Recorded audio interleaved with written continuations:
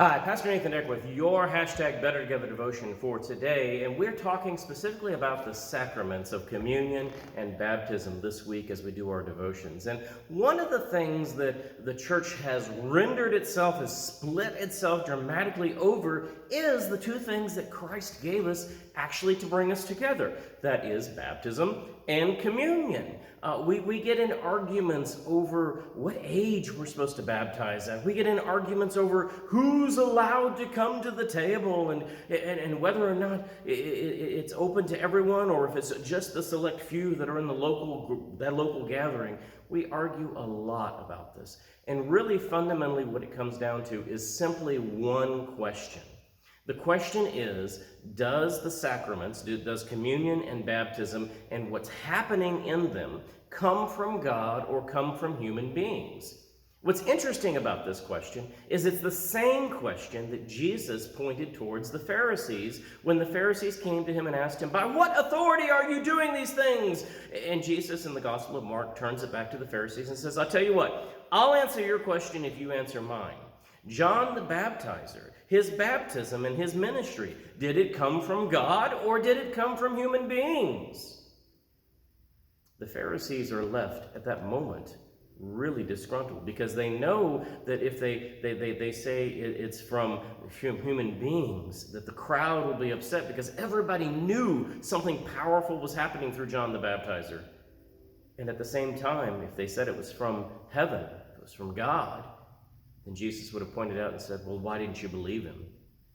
For us as United Methodist Christians, and for most of Christians in the world, the truth is that we fully believe that something happens, that it's not just the memory of a historic event in baptism or the memory of a historic event that takes place when we take communion and receive the elements at the table. God is doing something mysterious. And no matter what tribe or denomination you're in, they're going to say that to some extent, somehow, some way. And so all of us are basically saying, this comes from God. God is doing something at table. God is doing something in the water and in the act of baptism. And maybe we can't, as human beings, quite understand exactly what's happening there, but we know that that is happening, that there is grace, that there is something dramatic happening.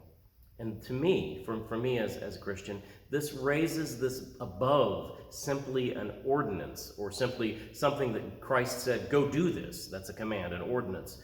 It raises it above to become a sacrament, meaning that something is special here, that this has been set aside. The bread is no longer ordinary bread. There's something mystical happening here on a spiritual plane, on a level. There's something within the cup. There's something within the water. And because we have set them aside, because God is doing something powerful through them, we should not treat them as ordinary.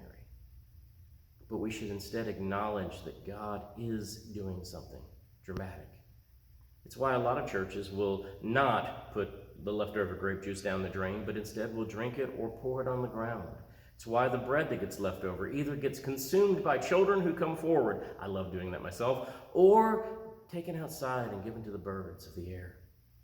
It's why the baptismal water is set aside and put, and poured out outside and not simply down the drain. Because God is doing something powerful here. The answer to the question of, does it come from human beings or from God, is that baptism and communion do not come from us. They come from God.